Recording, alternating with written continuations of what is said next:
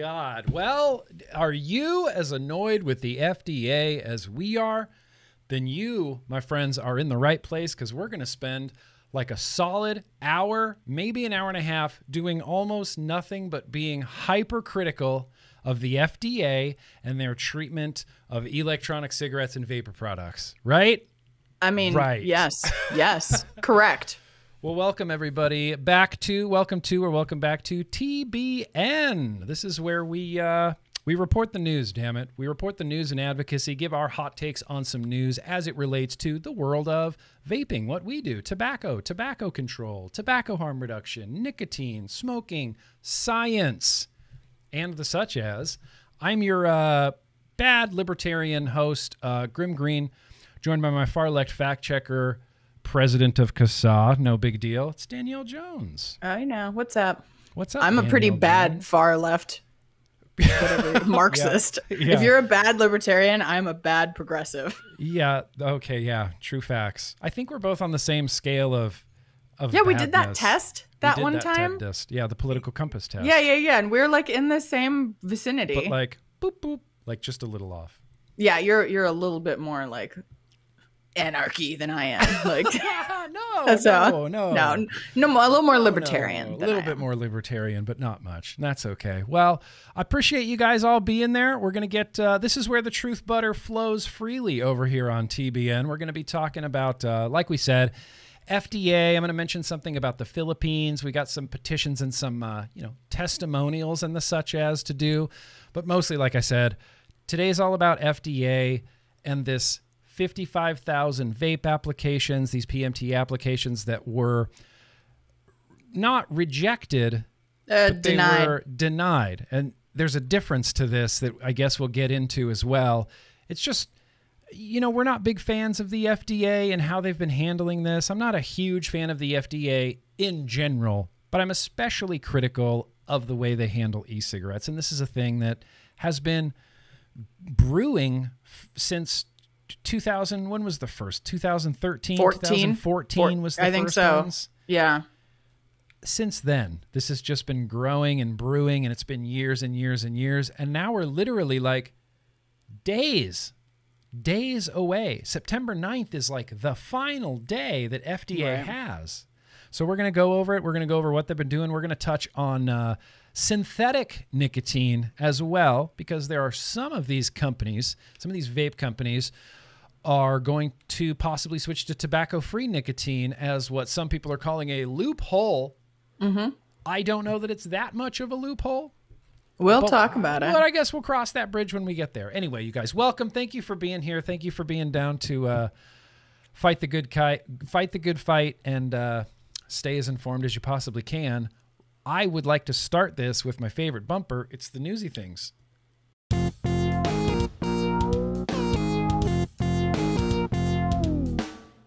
I need to have that play a second time. Just I so feel we like can I dance, need right? another dance break. We need to extend that into a dance break. Yeah, dance break. Give me two runs of it. Yeah, it's over, and I'm like, oh man, I just got a little taste. It's so great and funky. You just want to hear it twice. Mm-hmm. Mm-hmm. Testimonials. How important are testimonials, Danielle Jones? That's right. They're very important. Yeah. I mean, you don't even need to ask me. Yeah. CASA does testimonials.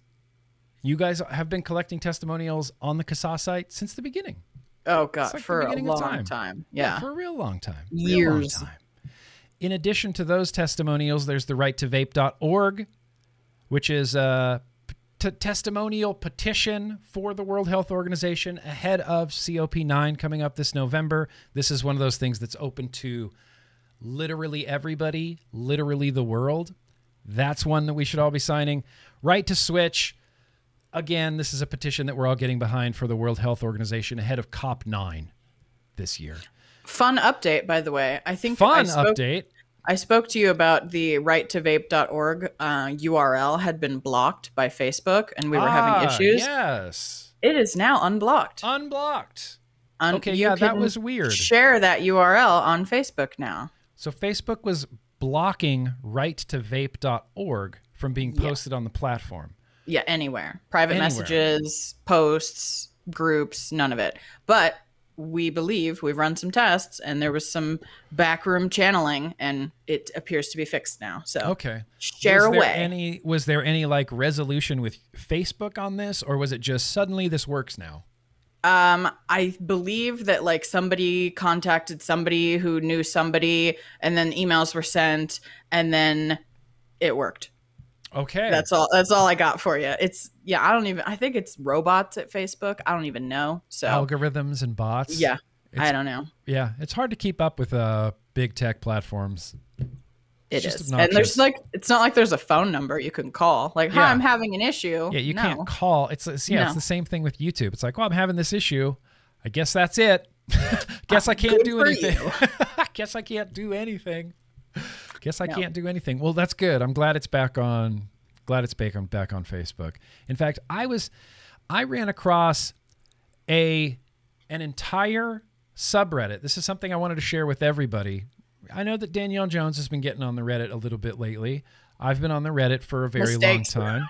It's good times over there. No, mistakes. Good times over there. But there is a subreddit that is literally just dedicated to testimonials. It's called MySwitchStory. You go over to our MySwitchStory because someone had posted their switching story in the ECR subreddit, the electronic cigarette subreddit. Okay. And it got a lot of responses, and it's a real good story. I'm going to read it right now because this guy's got a great switching story. But then someone suggested, hey, why don't you cross-post this over to my switching story where we're collecting global switching stories on Reddit, verified like through the users, so they weed out things like throwaway accounts and stuff like this. Yeah. I think that's really cool. I'm on Reddit all the time, and I had no idea that this existed. And it's, like it says, it's just packed full of, I don't know. If you ever need a pick-me-up when you feel like, the FDA is going to pull vaping out from underneath everybody, you can go read some success stories, and that gives me a little bit of like, oh, okay. Yeah. Okay, vaping still works. Okay. Yep. Good. Yep. Good. And so this guy said, from a pack-a-day smoker to a full-time vapor, a relatively cheap success story. He starts out, he thanks everybody in the subreddit. He says, first, many thanks to the awesome people in this forum who helped me out a few weeks ago. I posted about how 5% Juul pods were making me dog shit sick, and I almost went back to smoking American spirits because I didn't want to die while trying to quit smoking. He thinks he was ingesting too much nicotine, and the subreddit sort of steered him in the right way. He says, instead, I came on here and I told my tale, and the woe of responses I got saved my ass and my wallet. I was a pack-a-day smoker, sometimes more, for a very long time. I quit cold turkey in 2009, and then I picked it back up again like an asshole. So when I decided to quit again, we've all been there. I remember the moments pretty exactly when you had been paused for smoking for a while, and you pull out that first cigarette and you're like, it's happening. Yeah, for me, I was just like, fuck it. Here goes. And you're like, I'm smoking again. I'm back on it. I remember that feeling.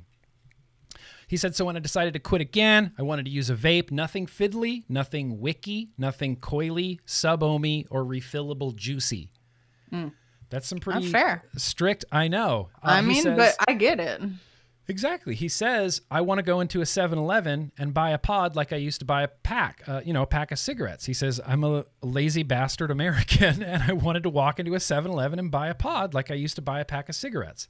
He said, as I said, Juul made me want to feel like I'd die, so several people on here explained that I was literally poisoning myself with 5% nicotine. I don't know that that's a possibility, but I think you can definitely ingest too much nicotine, and it'll make you feel like shit and sick. Absolutely. I've done that.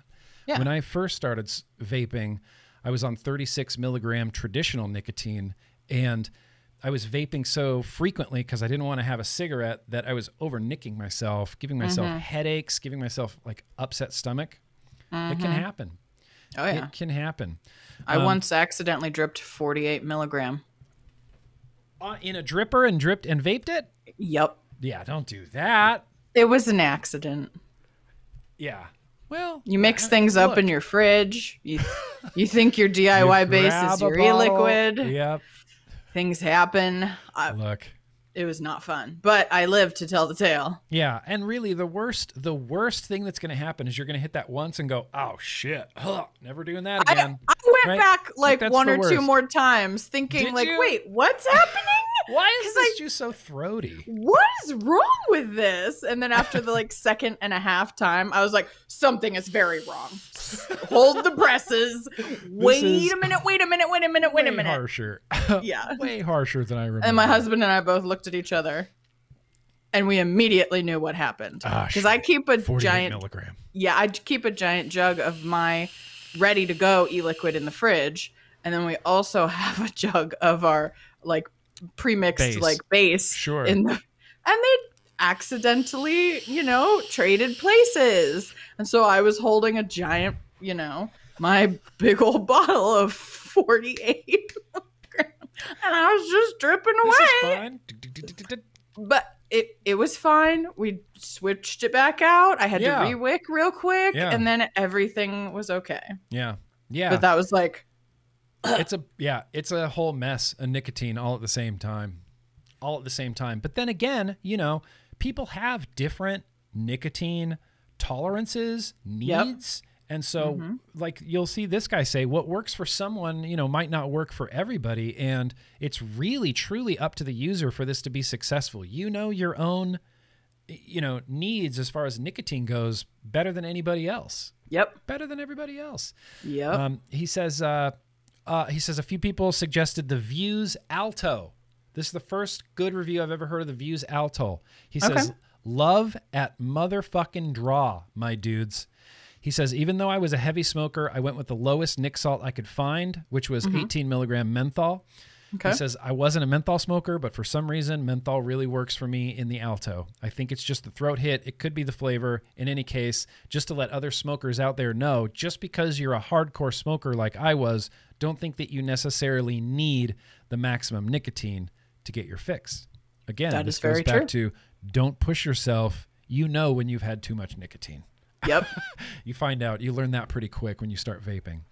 He says it's been 31 days since he had an analog cigarette, blowing through an Alto Vuse pod a day. He's like, I know. I'm working my way down to half a pod a day. At his Circle K, he did the math. He says at his local Circle K in the Los Angeles area, 2 packs of 2 pods of the menthol is $33. But this is still cheaper than his American Spirit Lights, which have gone to $10 and $11 per pack. So he's spending $8 per Vuse pod, which is supposed to be 1 pack of cigarettes. So it takes his $11 a day habit down to about $4 a day. Switched and is saving money. Didn't want to deal with anything fiddly or junky or, fiddly or drippy or wicks and liquids and things like that. I think that speaks volumes to just how great vaping is. And there is literally something for everyone. There is. It's like, you want to try this? You don't like that? You want to try this? Okay, you don't like that? You want to try this? Okay, you don't like that? And it's like, well, what did you not like about that? Oh, okay, try this. What did you not like about that? Okay, try this. There really is something for everybody. Variety is what makes it so successful. Yes. And just because you don't like something doesn't mean there aren't going to be 500 people who aren't going to, that they may love that. You know what I mean? Variety is the spice of life, my friends. It is in all things. And it makes me crazy when people can't seem to recognize that for harm reduction or for vaping or anything like that. It's like, well, even variety makes everything better. I've even seen people within our own community start talking a little antsy, in my opinion. They're like, no, you need to vape the way I vape. And I'm like, bro. Yeah, nope. If they like a Juul, you should leave them the heck alone if they're not smoking. Yeah.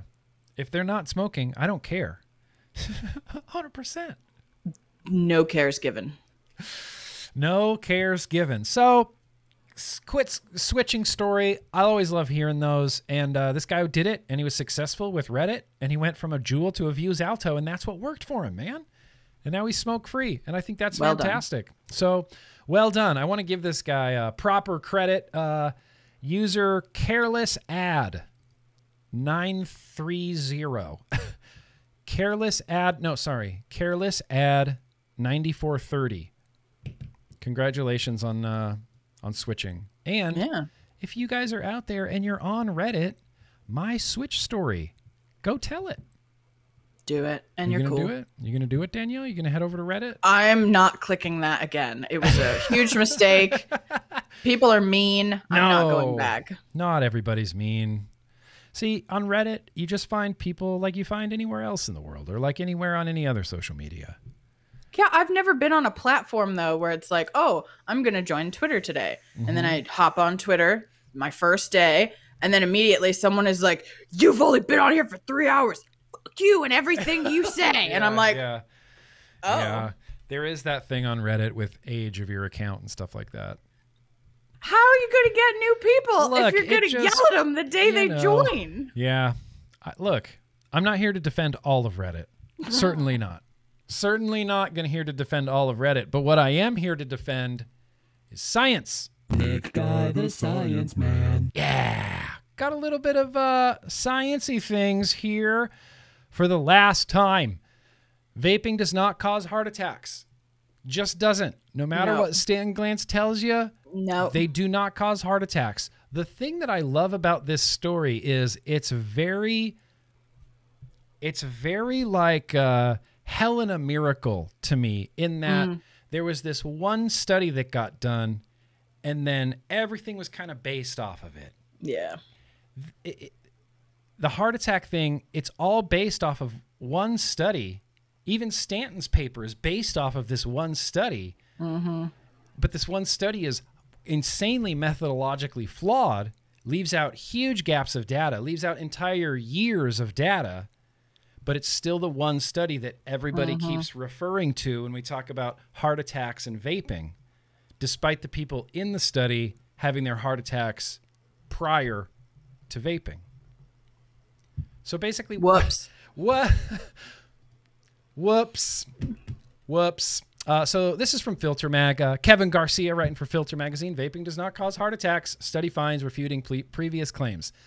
E-cigarettes are not associated with an increased heart attack incidence among people without a history of smoking combustible cigarettes. Plain as day. And it doesn't, you don't have to do any mental gymnastics to come to that conclusion. You go, oh, they're not having a heart attack if they didn't smoke? Oh, okay. That seems to make complete and perfect sense to me. And essentially, so I'm going to try to boil this down, but what you have is a group of people over here saying that vaping causes heart attacks. And then you have a group of people over here saying, no, vaping does not cause heart attacks. And then this group over here is telling the pro heart attack group, why aren't you using all the data?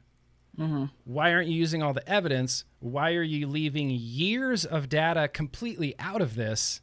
Why aren't you controlling for smoking? And the heart attack people are saying, doesn't matter. Yeah. Doesn't matter. We don't have to do that. Doesn't matter. It kind of does matter.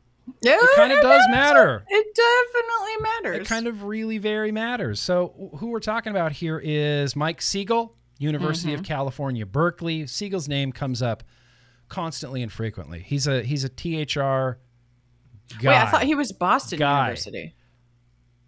Is there two Siegels? This says Mike Siegel. Yeah.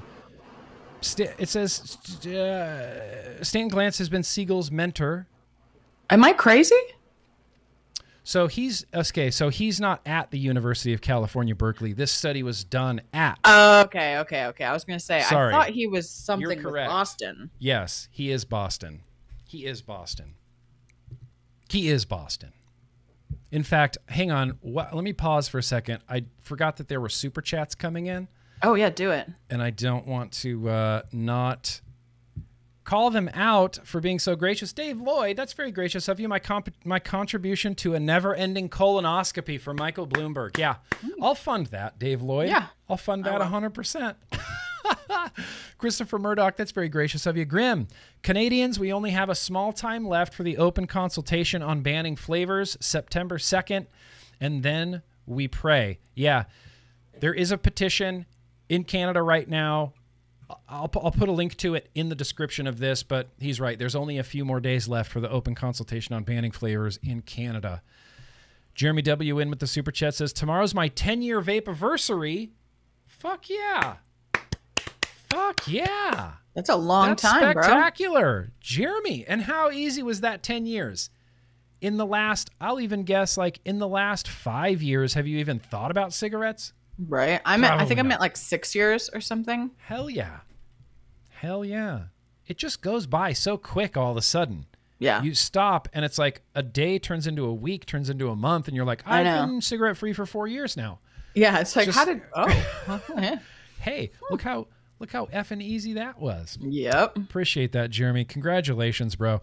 Charlie says, anyone who's ever selected from a lineup at the Bunny Ranch knows the value of variety. Shout out to Bridget. That's right. Shout out to Bridget. Charlie. Listen, you guys, sex work is real work, okay? Yeah, 100%. I'm never gonna be against that. Sex work is real work. Of course it is. It's the oldest profession in the world. Seriously, it is the first commodity like ever traded. Yes.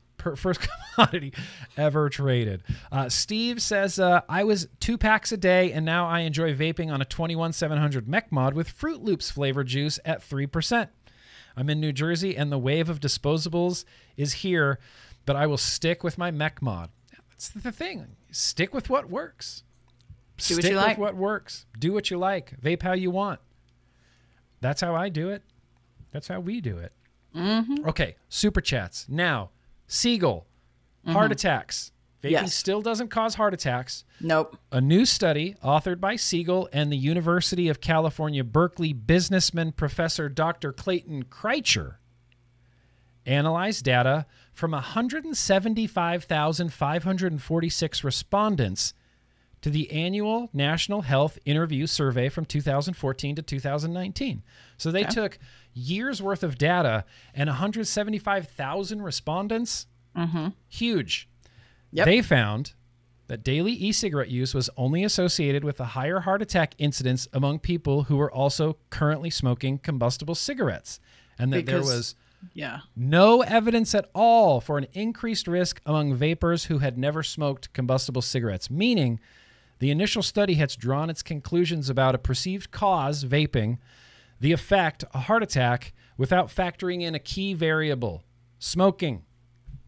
Smoking significantly raises cardiovascular risks. Like a lot. Tremendously. I'm trying to think. We need a bad GrimmGreen analogy. I've been trying to think of one all day. It's impossible. It's like I don't even know. Like it's impossible. It's impossible. I mean, I don't know. It's something so obvious. Like, I know. You know what I mean? It is impossible. I'm covered in green paint. I also went to the grocery store today.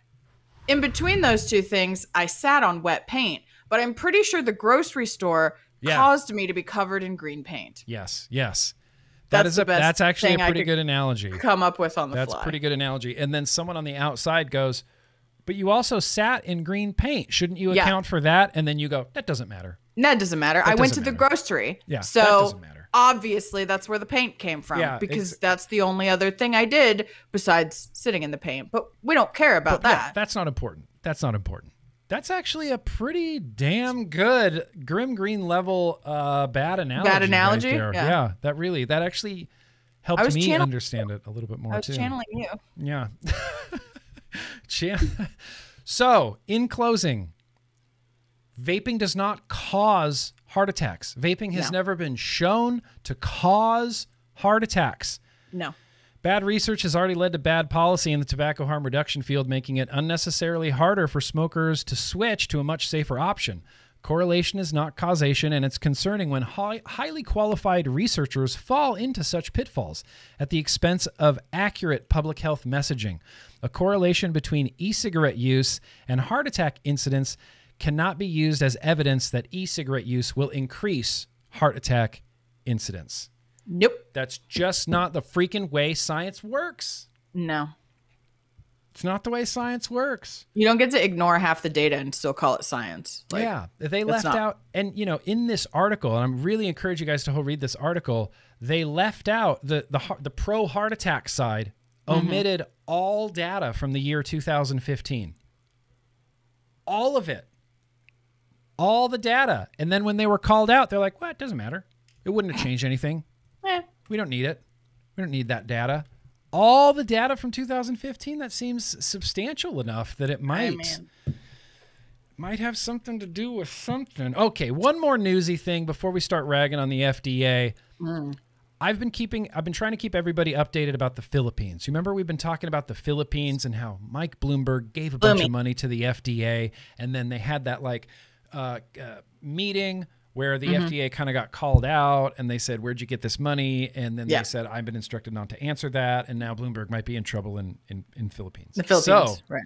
This is Philippines FDA. This is the Philippine FDA, right? Yeah, Philippine FDA. Latest from the Philippines. House calls for tighter measures against foreign interference in local policymaking. Yeah.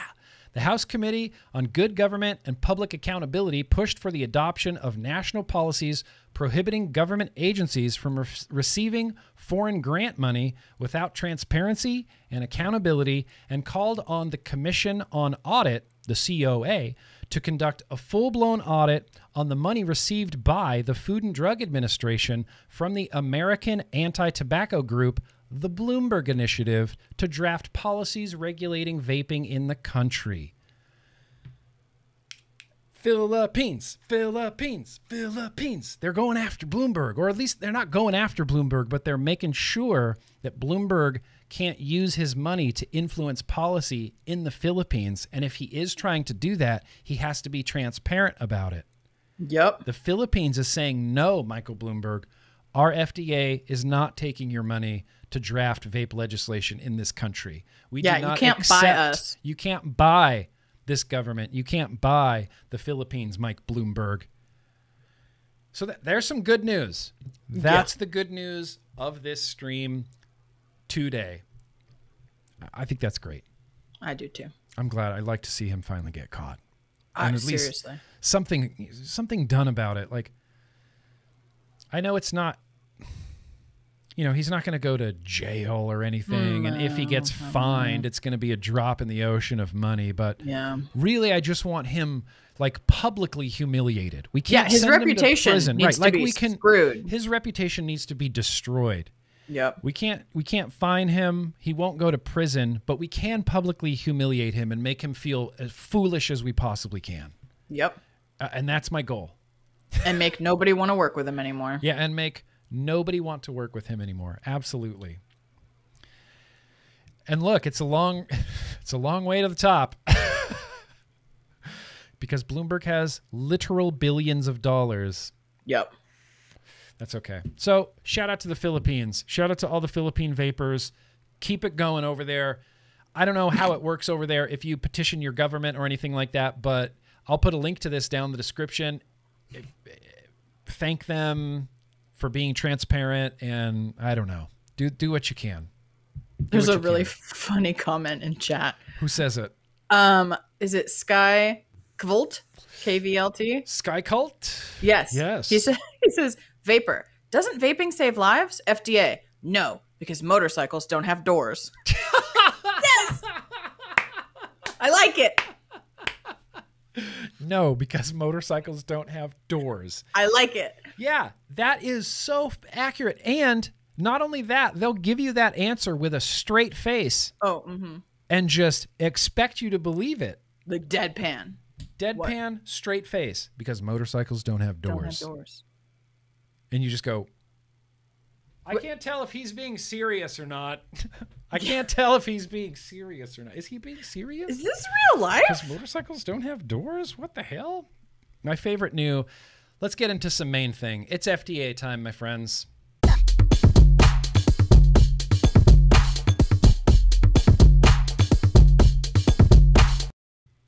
FDA. See, that one gives me enough time to dance. Boom. It's a little more upbeat. It's like, all right, here we go. We're getting into it now. The Newsy Things is a little bit laid back, but main topic, main thing is like, now it's action time. Yeah, now we're energized. Now we're energized. Yeah, good on the Philippines for going after Nanny Bloomberg. I love the crap out of that. So, FDA. They sent out this tweet recently. FDA issued a marketing denial order to applications for about 55,000 flavored ends from 3 applicants for failing to provide sufficient evidence demonstrating that their ends products are appropriate for the protection of public health. Now, they received marketing denial orders, which is different than the previous like 4.2 million that got rejected, correct? Right. There's a difference in these. There is a difference. So the previous batch, which was issued actually to one of the three, so it gets extra confusing because one of them got like a whole bunch of their applications essentially thrown out on like a technicality. Like you didn't check all the boxes off the list. You didn't include this. So just no. And then, but these 55,000 were like, okay, we actually looked at your PMTA. Like we reviewed it and we don't know. And we're saying no. And we're just like, saying no. Yeah. We checked into it. We looked at it and we're not, you did not pass the smell test is essentially what they're saying. And their reasoning, it isn't even necessarily in this tweet, but they just didn't provide enough evidence that their ends products or product specific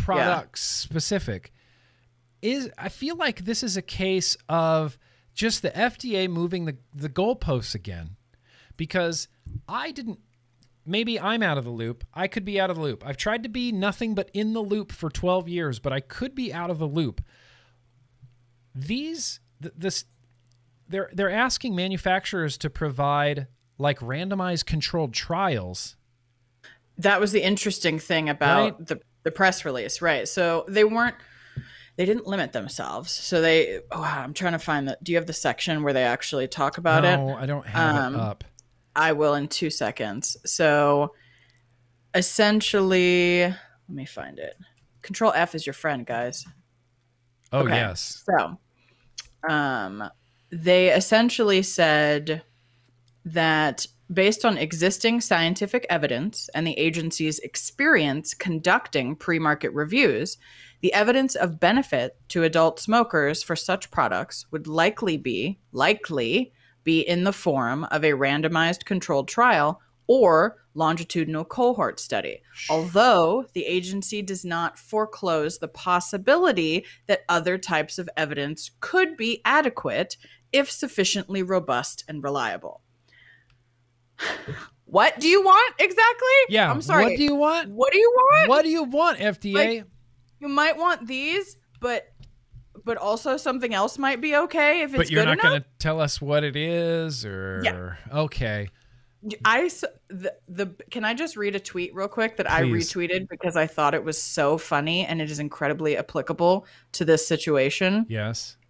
So this guy on Twitter, I probably know him, but I don't. His Dave Gravy, right? He tweeted, and I had to retweet this because it was so good. He said, "Figuring out what the FDA wants included in a PMTA is like figuring out why your significant other is mad at you. You don't know. She doesn't know either. But if you don't figure it out, she's probably going to slam a door and you'll end up smoking a cigarette." Yeah, that's really great. That is really great. And that speaks to just my libertarianness is kicking in, and that just speaks to the government as a whole to me. It feels like the IRS. It's like, I was going to say taxes are the same way. We know how much you owe, but we're not going to tell you. And if you get it wrong, you're in trouble. It's like, why are you making this so fucking difficult? Just tell me how much to pay you. Like, if you already know, why do I have to guess? Don't penalize me for not doing your math correctly. It's crazy to me. And that's just, we accept that. That's like a normal government thing. It's like, nope, that's just how it's always been. Well, it's always been stupid then. Because that's the stupidest possible. That just speaks to the government. That's like FDA, exact same way. Vague and like, we're not going to tell you what tests you can do, but there are some, just so you know. And we want to see them. And we want to see them. We're not going to tell you exactly what it is that we want to see, but we just want to see good stuff. And we're going to use all vague terms like robust. Yeah. And reliable. And reliable. Robust and reliable. Yep. And so this, to me, reads like individual products are going to need their own randomized controlled trial, cohort longitudinal study, or something equivalent to satisfy FDA. I guess. Isn't that what it seems like? Yeah. And it was interesting to me, actually. I don't know if you saw this. Jim, our wonderful friend, Jim McDonald, did a tweet yesterday, I think it was, talking about how actually Stanton, old Glancy, he actually does not think that RCTs, also known as randomized controlled trials, are a good tool to effectively measure the effectiveness of vaping either. But he has all kinds of different reasons why. So it's interesting that we're like, what do you like? From my perspective, vaping, I a little bit agree, but for different reasons with Stanton. Like, vaping isn't a medicine. It's not a drug. It's not it's a consumer product. Yes. So a randomized controlled trial may not accurately reflect, the effectiveness or how it works. Habits and things like that too. Right. Because with a drug, it's like, here's your dose. You take it 3 times a day. You need to eat with it. And you do this every day. And you do not deviate. And then we will see if it cures you. Right. Very rigid. Right. Exactly. Vaping is totally different. Nope. And just, I got real upset with this. And the idea of like, what exactly is it that you want? What is this magic data that we need to give you to prove this? What is this magical data? You can't just go, well, there was a randomized controlled trial in the New England Journal of Medicine that doesn't apply to, I need my own randomized controlled trial for a bottle of e-liquid to prove that this bottle of e-liquid is appropriate for the protection of public health. This needs its own study separate from this bottle of e-liquid that needs its own studies to prove that it is appropriate for the protection of public health. Because 98% of the industry cannot afford that.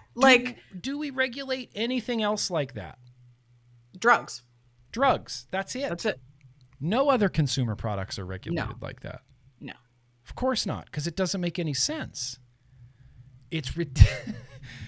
And the worst part about this, the worst part for me about this, is that cigarettes don't have to do any of this. They're just on the shelves. Yeah. And this is a direct solution and or competitor to cigarettes.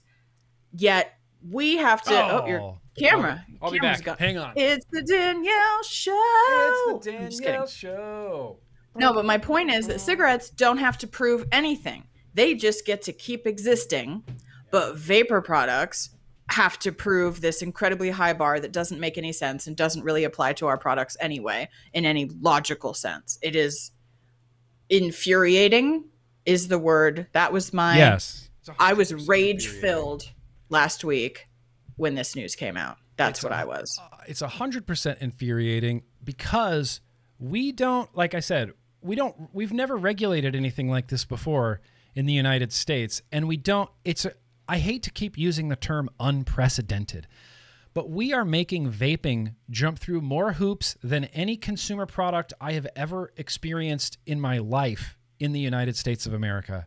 It's insane how, the standard that we're holding vaping to when there's horrible shit on the market that doesn't get held to that standard.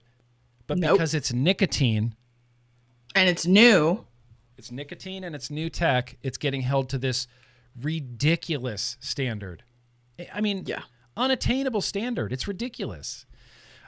My favorite response to the FDA tweet was Amelia's tweet. And I retweeted it because it was just so good. This new genre of marketing denial order announcements from FDA Tobacco is the federal regulatory agency equivalent of someone sending out a press release every time they take a poo. Oh, Amelia. I said, this is classic Amelia tweeting. I love this. But it's true. This isn't a normal thing, all of these FDA press releases. This isn't something we normally are constantly doing. I think it's because there's been so much attention on here. That's what I think. It has to be, right? Yeah. And my hope, I don't even know if I want to say my hope out loud because I feel like it might disappear. I have this tiny little part of hope that is hoping that FDA is leading with some denials to satisfy some of the, ants people. Sure. So that they can sneak an approval or two in. Fingers crossed. I have no idea if that's what's going to happen, you guys, but I don't know. Now is wild speculation. I still believe that September, FDA will say that it'll probably be tobacco flavored. Yeah, like a Juul tobacco. I feel like they're gonna say a Juul tobacco, maybe even a Juul menthol. Maybe because they had an interesting little comment in this press release about menthol. Did you see that? I did. Campaign for Tobacco-Free Kids got real upset about it. Lost their minds. Do you have it offhand? I don't have it. So I have what FDA said, which is the scientific review of menthol ends as compared to other non-tobacco flavored ends products raises unique considerations. Although menthol flavored ends are not included in the decisions described above, meaning none of the products that the 55,000 that they denied were not menthol, the FDA notes that its reviews will similarly examine whether the evidence in the application demonstrates a benefit to existing adult users that outweighs blah, blah, blah. Right. So but raises unique considerations. Menthol raises unique considerations. Unique considerations. My theory about that, and I've got this from smarter people than me. Well, I think that the FDA is thinking, right? Because FDA announced a little while ago that they're probably going to do this crackdown on menthol cigarettes, right? That they're going to try to ban them, basically. Yeah. I think, because smarter people told me, perhaps, that FDA might be thinking in an effort to get rid of menthol cigarettes, for that to work well, they need to allow menthol vaping so that people have a clear transitional path. Yes. So perhaps, but Campaign for Tobacco-Free Kids lost their mind. Yeah, they tweeted and they were like, there are no unique considerations. And I was like, oh, you're having a tantrum. Look how cute it is. Oh, do you need a nap? Oh, that's so spectacular. Okay, so unique considerations. That's my theory. There could be a menthol Juul approved in September. Maybe. There's definitely going to be a tobacco Juul approved in September. I feel like they have to. There will. This is going to happen. I feel like they have to, right? I'm recanting my earlier predictions of it being a flavored product. I thought before this 55,000 thing, I thought for sure FDA will release a flavored vape product in September, or will approve, that says for the protection of public health. I'm walking back that now. It's going to be tobacco flavored, but it still will be approved. I'm nervous about, I don't know what's going to happen with flavors. This sounds like they're not interested in approving anything. And when we say flavored, you guys, we're using the FDA's term, which they consider flavored to be any flavor that isn't tobacco. The tobacco flavor. For some reason, they think that tobacco is unflavored, because that's just naturally what the e-cigarette would taste like until you added flavors to it. That's not how that works. It's like, they're all flavors, even tobacco. Yeah. But we're going to use FDA speak just so, we don't murder ourselves with mental gymnastics. Yeah. So unflavored, not flavored is tobacco. Flavored is all of your candy, mint, whatever other flavor, bakery, Cinnamon Toast Crunch, etc. Fruit flavors. Right, exactly. That's the FDA tobacco definition. Yeah, exactly. So menthol. Who knows? I feel like FDA left themselves a little bit of wiggle room by adding that last little paragraph in there about menthol having unique considerations. Who knows? Maybe they'll deny everything anyway. I mean, I don't know, but yeah, this was rage-inducing. I had to eat real carb-loaded pizza this weekend. Yeah, good. I was so upset. Pizza Hut? No, not pizza. We got fancy pizza. I was classy, you guys. Fancy pizza. My husband, I don't know if it's like fancy. It's like mid-range fancy. It's this cute little tiny, like you can only fit 10 people inside this place in Oakland called La Coco's, and they do like, authentic-y. Sounds cool. Italian, and they have this pizza that is my husband's like all-time favorite pizza in the whole world, has been since I met him, and we went and got that this weekend because Well, I'm Mama angry needed pizza. at FDA made you do that. I mean, they forced me to. Tim J in with the super chat says, thanks for keep on keeping on with the education. Someday I think we could have a win down the road. I agree. Oh, Andrew Cuomo resigning so he could not get impeached. But so what? We got the last laugh on that narcissist. Nick, you know, we did Tim J. It just doesn't feel as satisfying as if he got taken down for what he said about vaping, you know? Yeah. Vaping is technically better, but so what? Doctors should have been yelling at that man. But I mean, yes, Tim J, feels good to have a Cuomo gone. Definitely, for sure. Appreciate you, Tim J. One thing that I love is Jim McDonald put together this FDA brief history of the FDA vaping regulations. And this goes all the way back to the very beginning. Yes. The very, very beginning. 2009, it starts off with the, the Tobacco Control Act. And yeah, and it covers, I mean, I lived through all this. It's like a timeline of our complete timeline of our industry. And it's spectacular. It covers everything. I remember when Enjoy sued the FDA, and I remember 2014 when we got the first deeming regulations, and I remember 2016 when we got the second deeming regulations. And my guest is gone. She's just gone. I remember the first. And we're back. Nope. Sorry. And we're back. And we're back. That's okay. You just disappeared. Sorry.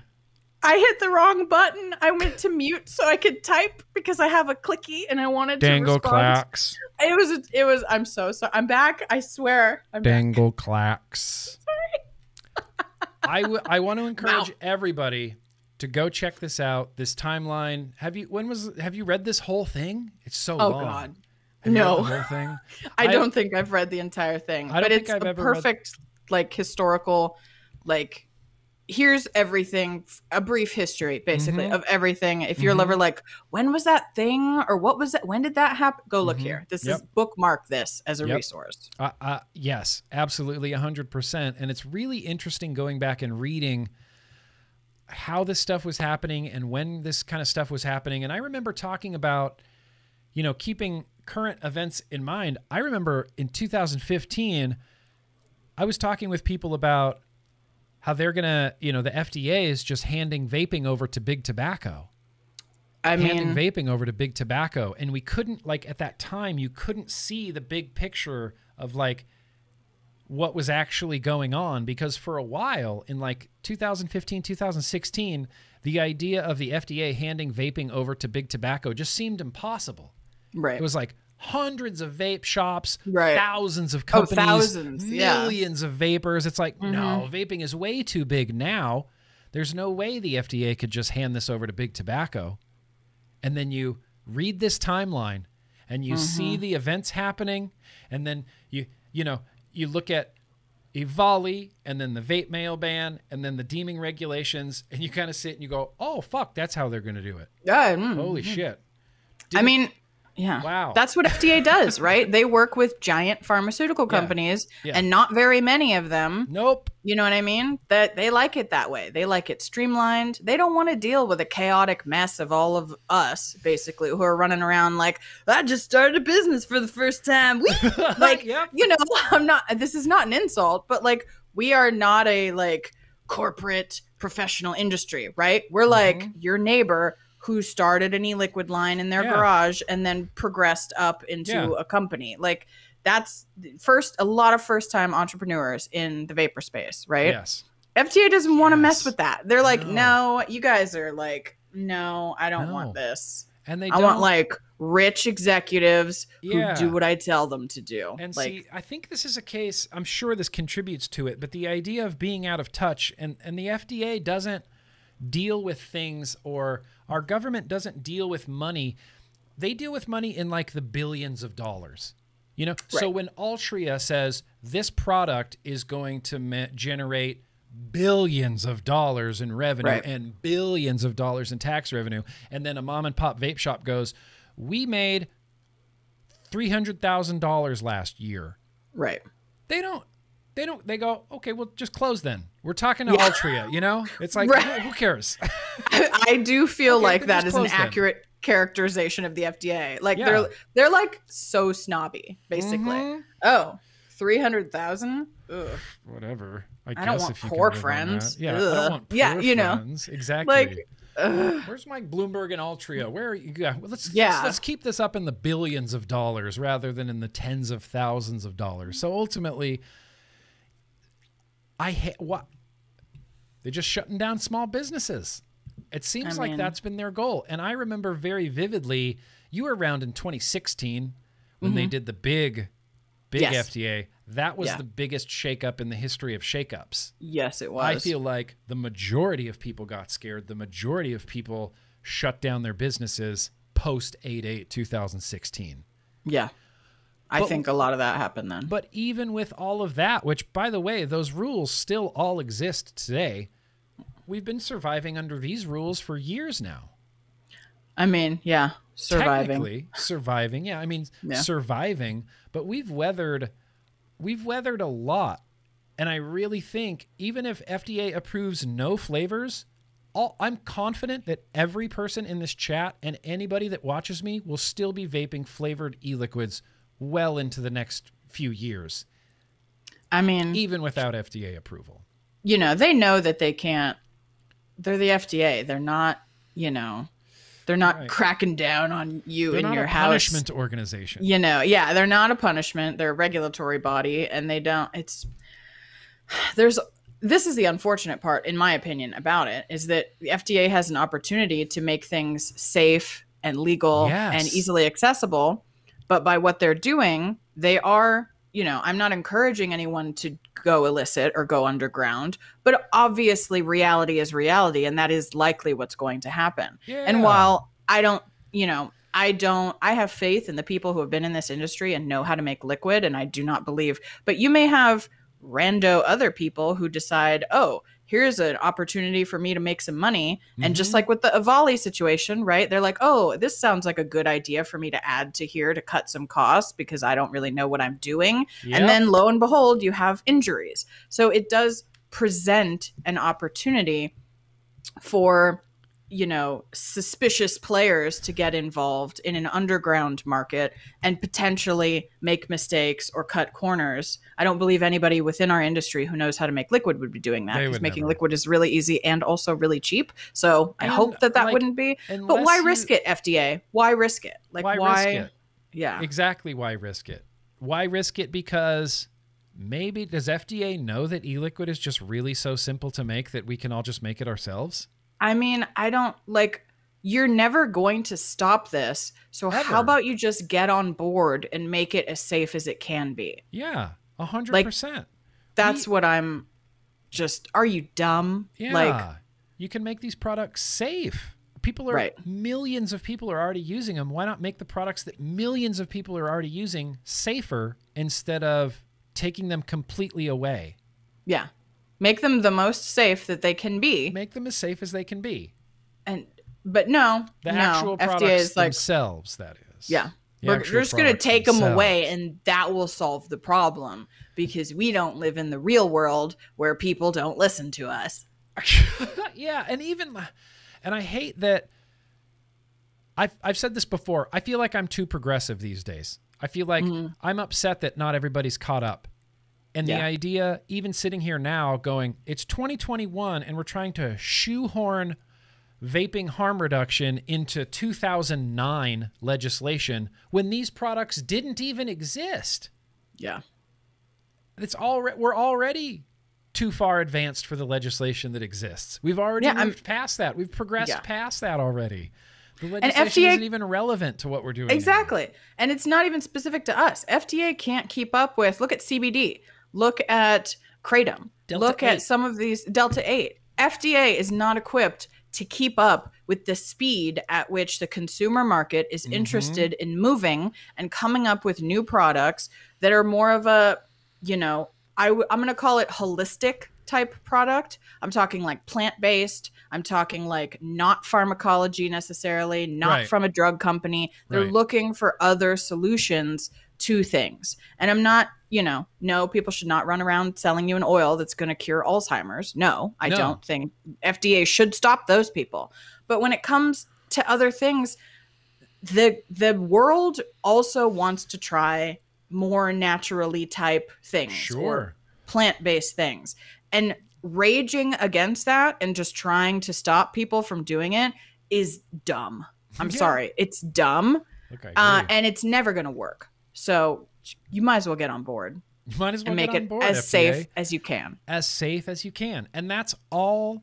I mean, it's not like vaping hasn't wanted or desired regulations. We've wanted regulations. We want to be regulated. We want to be reasonably regulated. I was too uncomfortable for too long with the Wild West of vaping. Sure. And for a while, because it is technology, it starts looking and feeling like the technology industry, to the point where you go, in the span of 2 years, we went from the iPhone to the iPhone 5 or whatever, like these huge technological advances, the same things happening in vaping. So the products that parents were concerned about a few years ago don't even exist anymore. I know. We've already moved past that. We're technologically advancing way past what the slow-moving government can keep up with. Exactly. And this, like I said, this applies to cannabis, CBD, Kratom, Delta-8, like all of these other, FDA is not equipped, in my opinion, to handle these kinds of products. And I was going on a rant a little bit earlier with some friends talking about how the more appropriate category, I think, for a lot of these products to be in is like a dietary supplement category. I actually think that would be a great category for nicotine vaping, for CBD, for Kratom, because dietary supplements, I've done a lot of research into this because I'm a graphic designer and I have to do a lot of packaging. And so I have to understand a lot of this stuff. And so with dietary supplements, they have a giant grandfather list also. There's a giant list of supplements. And the way that it goes is if the stuff that's in your products is on this giant list, you're good to go. You don't need anything. You can make a product. If your ingredients are on here, you're safe and you're fine. You have to put a few specific things on your labels, right? Like you need to have, ounces, and you need to have like nutritional information, and you need to have, not approved by FDA to cure or prevent any diseases. Okay, sure. Yeah, check. Sure. Fine. Easy. Put that on my labels, right? You can't make any crazy claims like this will cure cancer. Sure. Can't say that. Can't do that. Aside from that, you're good. Sell your product. That's Ta-da. Like there may, you have to have protocols for recalling and things like that. But like, good business practices. But vaping could fit right into that, and it would be great. It would be super. It would be excellent. I think that isn't appropriate. Yeah, it would be perfect. FDA can oversee, make sure nobody's doing anything wild and crazy, right? Be able to help with a recall if that needed to happen, if something crazy went. Other than that, leave it alone. Leave it alone. I stand firmly by, if smoking cigarettes is a consumer product, then vaping has to be a consumer product.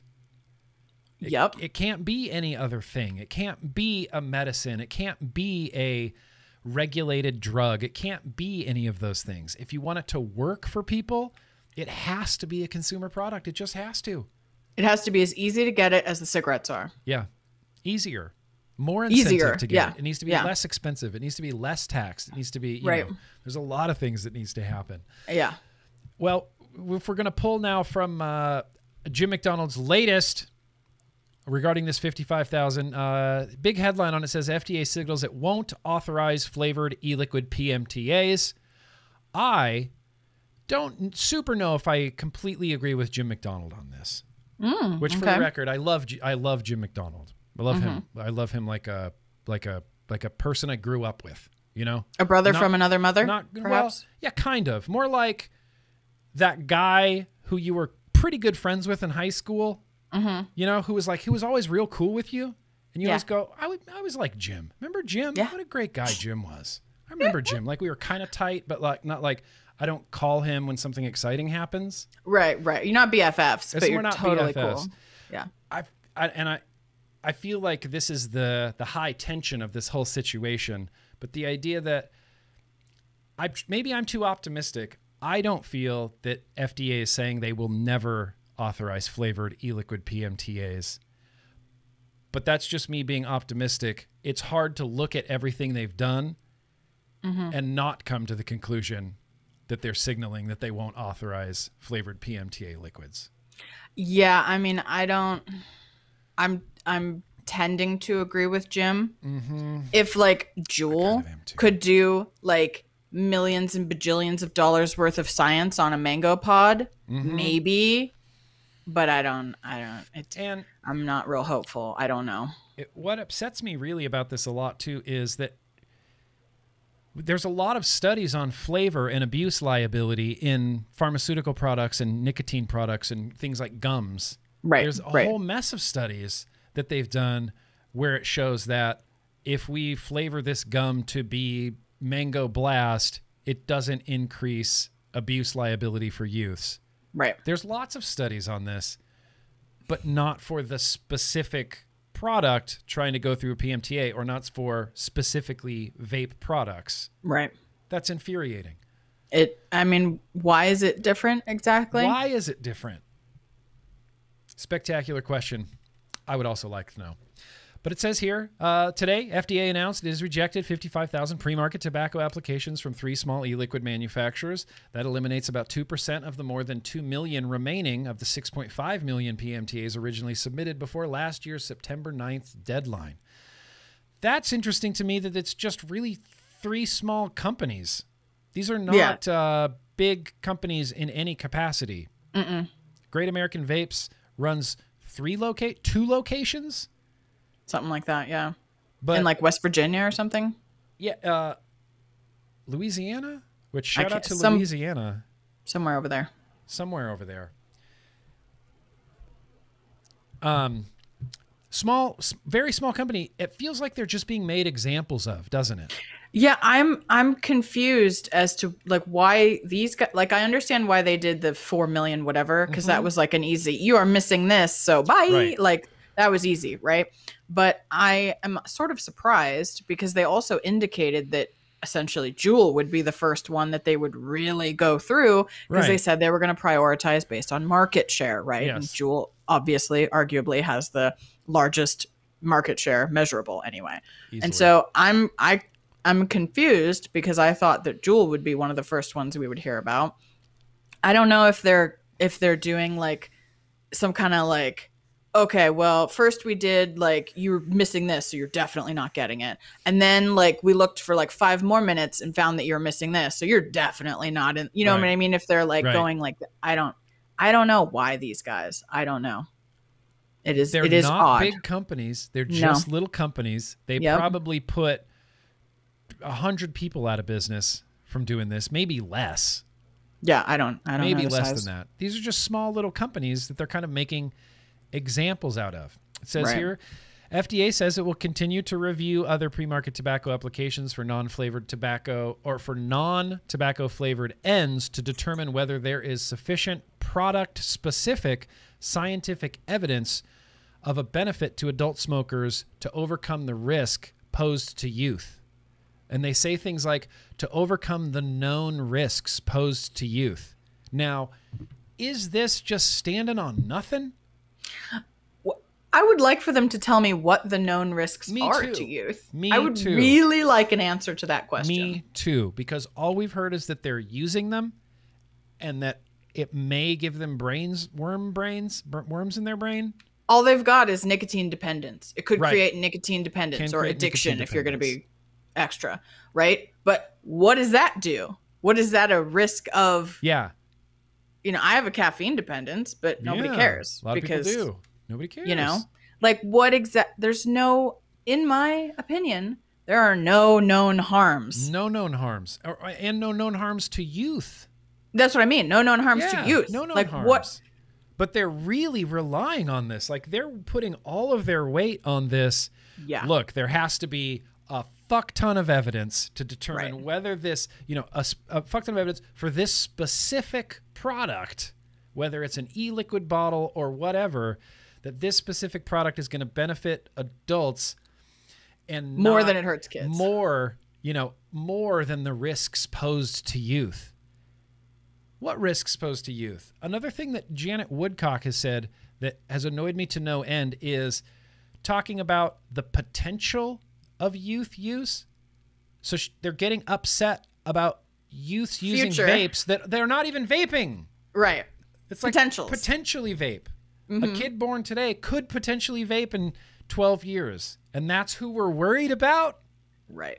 Not people alive today. They're going to die in 2 years. Not people alive today that, have crippling COPD and emphysema and, Right. Unbelievable. They're worried about people who aren't born yet. That's really caring about the kids. I know. That's really, really caring about the kids. The one thing that sticks out to me, and maybe we have mentioned this, product-specific scientific evidence. Am I right in assuming that you need to provide specific evidence for each SKU that has been submitted to FDA? I don't know how crazy they would be on that. I know it seems like they're being the most.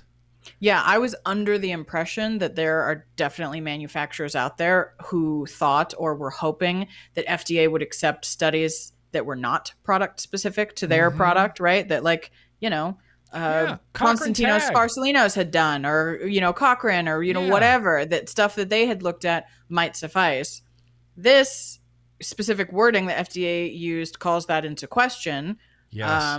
So it's like, and I don't know if you would need, maybe if they wanted you to do an RCT, for example, you could do one flavor and all your different nicotine strengths randomized in there. And then that could be I don't know what they want. I don't even know if they know what they want. FDA is not being clear as to what they want. It's insane. What? That's insanity. That's insanity. So some of these small e-liquid companies, one that I know for sure, have tossed around the idea of synthetic nicotine. Yes. This idea of TFN, tobacco-free nicotine, because it doesn't exactly fall under the Tobacco Control Act. Correct. It's not regulated as anything right now, is it? Right, because to be regulated by FDA as a tobacco product, your product has to be made or derived from tobacco or be a part or component or accessory. There's a little bit of a loophole there. But tobacco, TFN, which like you said stands for tobacco-free nicotine, I think there may also be another brand name for it, is made in a lab. It is synthetic. So they do not use the tobacco plant. They do not use eggplants. They do not use anything. It is made in a lab. Fully synthetic. And so that technically does not meet the definition of a covered tobacco product, which has to be made or derived from tobacco or is an accessory or component. And so technically that is, for the moment, I would say an FDA loophole that does appear. I actually found a section on FDA's website. It was under a frequently asked questions thing that said, what if I made a closed system pod device using synthetic nicotine? And FDA actually said, technically, that would probably be outside of our jurisdiction, we think. So they have said, to varying degrees, that likely that is not under their purview. Now, could they get it under their purview with a year or two, or maybe with some rulemaking or an act from Congress? Act from Congress, something like that.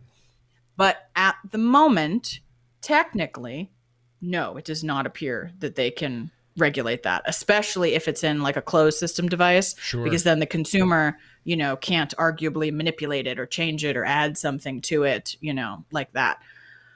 But that's not the most imminent threat to synthetic nicotine, because FDA is slow, right? It would probably take them a year or more to come up with rules, or it would take Congress some time to put a thing. And even then FDA would have to come up with rules. So it would take some time. What does not take time is individual states, putting language into their bills that wraps synthetic nicotine in with tobacco-derived nicotine. It happened in a few places. Bans it completely. Yeah. I believe that there are at least 10 states who have already done this or are working on it. Writing in synthetic nicotine, tobacco-free nicotine. Yeah.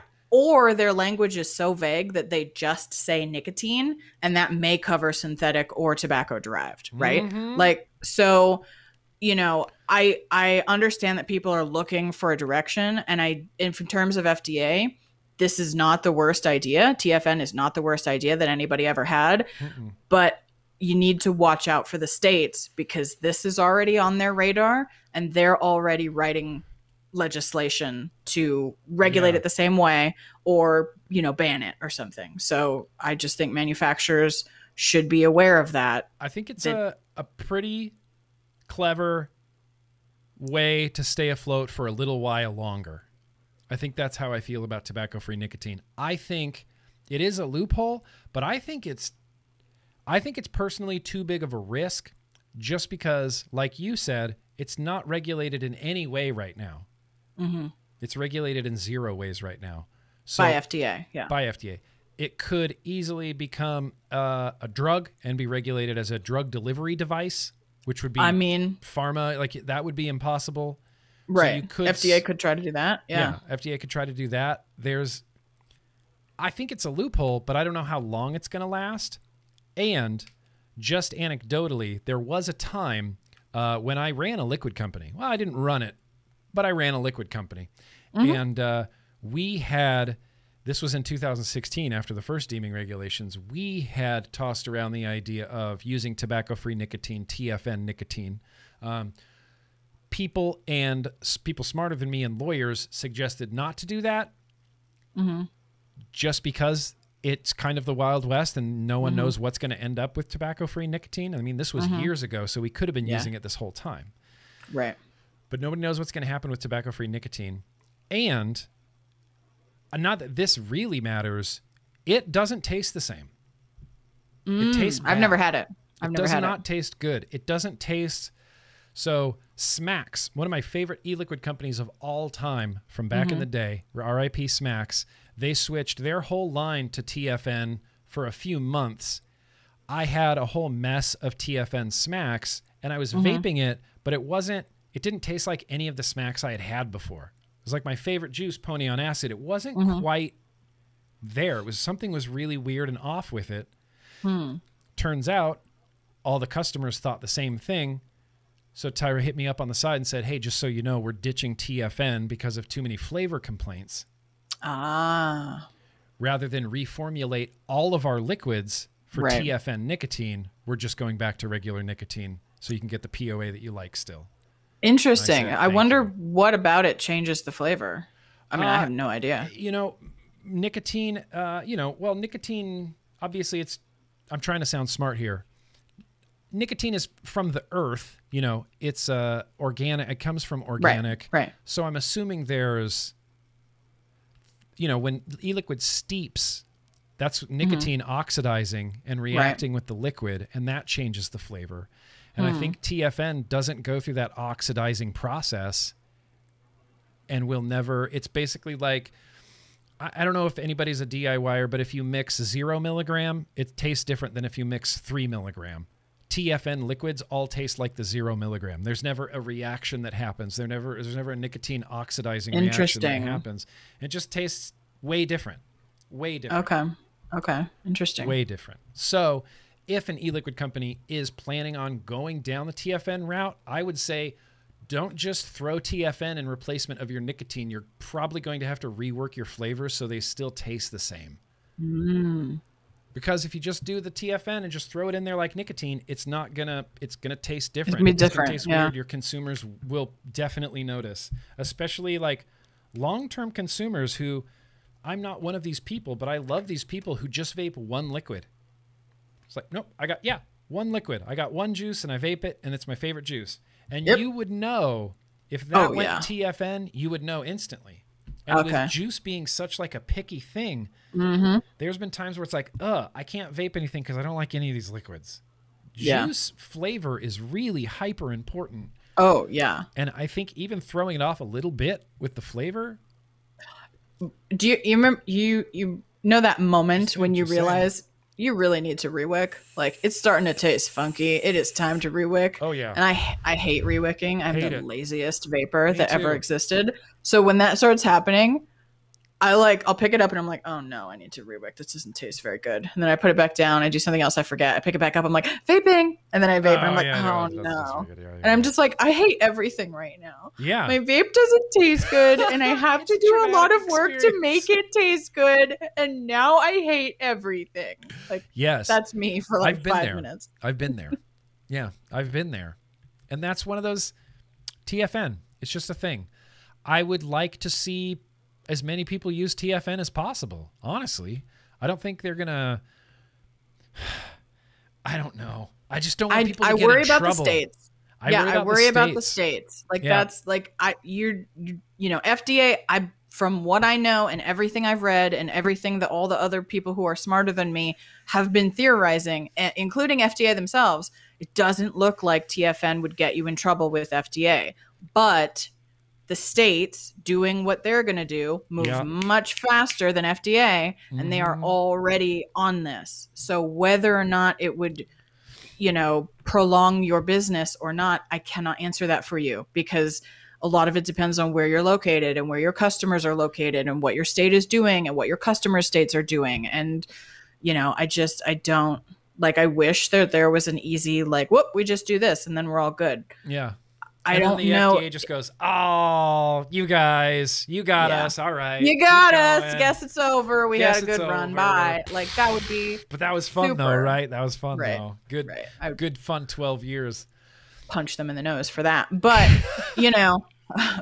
We do not condone figuratively, physical violence not literally upon anybody or even the FDA or even Mike Bloomberg. Yeah, no, not literally. Just not in my mind. Literal violence. But yes. Yeah. You know, I don't know. I want to see what happens with this TFN. I'm at the point now where it's like, fucking just let's go. Let's try it. I mean, I'm like, if you are a business and this is your last ditch effort, like, try. I don't know. Go for it. Like, I don't, you know, what else do you have to lose besides your business that you're already about to lose? Yeah, which like, technically FDA is kind of breathing down your neck anyway. Right. About it. Like I don't have advice for anyone, but I am interested to see what happens, because clearly people are already doing it. Yeah, and I would really encourage you, now that this is going to be like a thing, try on some TFN. Try on, if you can find some tobacco-free nicotine, try it and see if you even like it, because there's some people that I've talked to that will just vape and vape and vape tobacco-free nicotine and not get any nicotine-like satisfaction from it. They'll just vape and vape and vape and go, nope, I need regular nic. And they'll go, oh, interesting. There it is. Feel satisfied. Yeah. Now. It's completely synthetic. And your human biological makeup and synthetic nicotine, your nicotine receptors might not be stoked on it, which does happen. So it's a whole big experiment. I'm going to finish this off here where it says, one of the 3 companies that received an MDO today has already announced that it will relaunch its products. Yeah, using synthetic nicotine. The FDA's Tobacco Control Act mandate is to regulate nicotine derived from tobacco. As Danielle was pointing out, regulating synthetic products might require a new FDA rulemaking or an act of Congress. What is clear is that the FDA never intended to fairly regulate open system vape products. From the 2014 draft release of the agency's deeming rule until today, the Center for Tobacco Products has looked forward to the moment it would eliminate the Wild West of the independent vaping industry and turn vaping over to the same corporate tobacco behemoths this disruptive technology was designed to replace. That's big, Jim McDonald. That's a real big deal. And it's just a little bit deflating, isn't it? Yeah, hence my pizza this weekend. Yeah, hence the deflating pizza this weekend. I'm going to have links to literally everything down in the description down below, including things that I didn't talk about. There's 2 Filter magazine articles that I think are really spectacular. One of them by Alex Narcia has to do with this 55,000 and the idea of synthetic nicotine. And this is just where we're at. Yep. That's it. We've landed right here.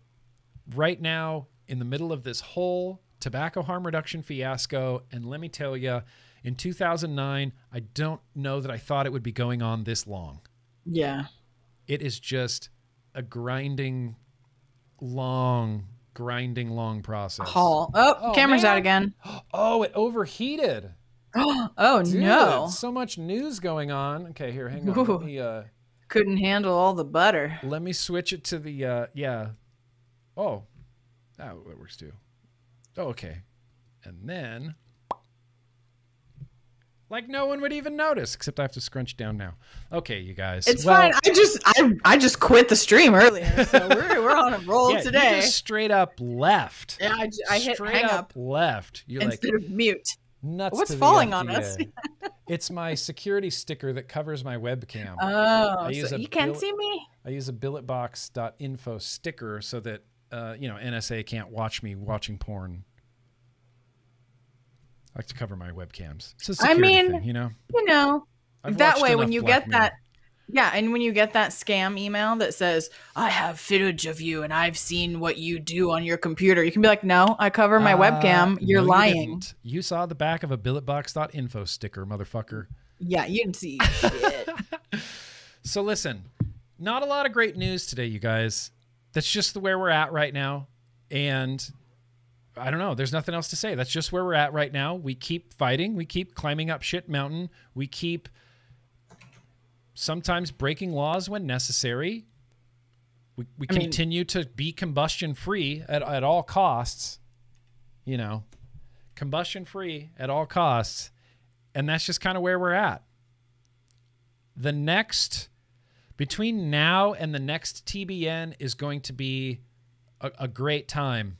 In vaping, it's going to be a great time in harm reduction, because between now and the next TBN is September 9th. September 9th happens in between our next two episodes. So next TBN, we can come back and talk all about what happened on September 9th. I mean, it may be popping till then. We don't know what's going to happen. Yeah. Well, when we're going to come back and talk about what's on September 9th, I think Juul's going to get approved for the protection of public health. And I think that's going to throw people on their heads. And here's the thing. Here's where I'll leave us.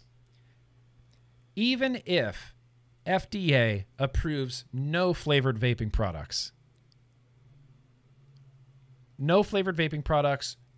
FDA only approves one tobacco Juul, and they can say vaping this Juul is appropriate for the protection of public health.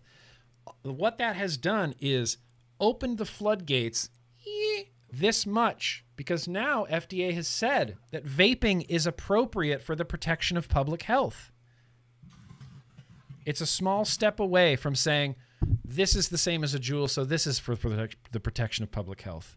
Right. This is the same as this, so this is for the protection of public health. I mean, this is the logically, same as this, so this is for the protection of public health. Logically, one would think. Once they pass that threshold of saying that vaping is for the protection of public health, I think that's when things are going to start turning around much faster. IMO. Maybe I'm just trying to be too optimistic.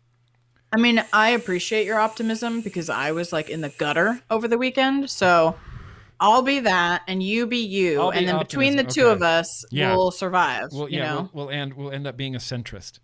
I'll let you not like float into the clouds if everything's going to be fine. And you keep me from like, I'll keep you out of the pit. Putting my head on a railroad. That's dark. That's dark. I'm sorry. I'm sorry, you guys. I'm sorry. FDA made me do it. I was real sad this week. FDA made me do it. I mean, they definitely made me eat pizza. I should sue. You should sue. Emotional distress. I think that in the future, there is the potential for legal recourse against the Food and Drug Administration in regards to how they're regulating less harmful vapor products. I mean, I hope so. That's what I have to say. I hope so. I really hope so. Man, I really hope so. I think there was one more super chat. Eric Richardson, 3 years smoke-free this October. Whoa! Thanks to both of you for sticking with us through this mess. Look, I'm going to be here till the end. I'll be here until it's just me and you, Eric, and we're just talking about coils or whatever. Like, we're the last two vapors on Earth, Eric. Still keeping this going, though. Anthony, it's very gracious of you. Hey, guys, I want to say hi from the UK. First time I get to watch you guys live. Love you a lot and what you do. Keep up the amazing work, Grimm. Bits single coil RDAs. Bits single coil RDAs. I have the same reaction as you. Love you. I understood that, Anthony. Big single coil RDAs. Boosh. Bump that fist, Anthony. I got you. I got you. I've been on a big single coil kick lately. Anyway, that's neither here nor there. I'm going to say thank you guys for coming out. Really very much appreciated. Thank you for fighting the good fight. Thank you for staying with us. It's, you know, it's shitty. It puts you in a bad mood every single time, but we have to be informed and we have to know the reality of where we're at. And we do. You know, maybe I'm a little bit more optimistic because I've been here before. In 2009, this is what vaping felt like. Yeah, and in 2014 and in 2016. In 2014 and in 2016, but really, I'm getting strong, like, early vaping vibes where it was a black market. There was nothing was legal back then. Right. We were all sharing recipes on ECF and sending each other liquids, you know, far from the sensitive eyes of the Food and Drug Administration. Right. It reminds me of the early days of the black market. It got better then. It's going to get better now. I just believe that. I'm an eternal optimist, and I'm not going to apologize for that. I'm on a mission to civilize. Yeah, you are. You guys, So that's a good. Newsroom reference, and Yes. if you don't know it, you should watch it. Watch the Newsroom. Please watch the Newsroom. Real quickly, let me tell you, I texted you this. We finished it, and it was like... I know. I know. Start it over. We instantly was like, start it over. Start it over. Here we go. It was so great. It's such a great show. I've watched it like 5 times. I may watch it again. I just watched it a couple months ago. I'll probably do it again. It's so great. It's so great. It's on HBO, you guys. HBO, look it up. The Newsroom. Best role, in my opinion, ever for who is the lead actor? Yes. Best Jeff Daniels role of his career, in my opinion. So well. And the one thing I wanted to say here, I'll say this before we go about Newsroom. You can tell that Jeff Daniels is not a cigarette smoker.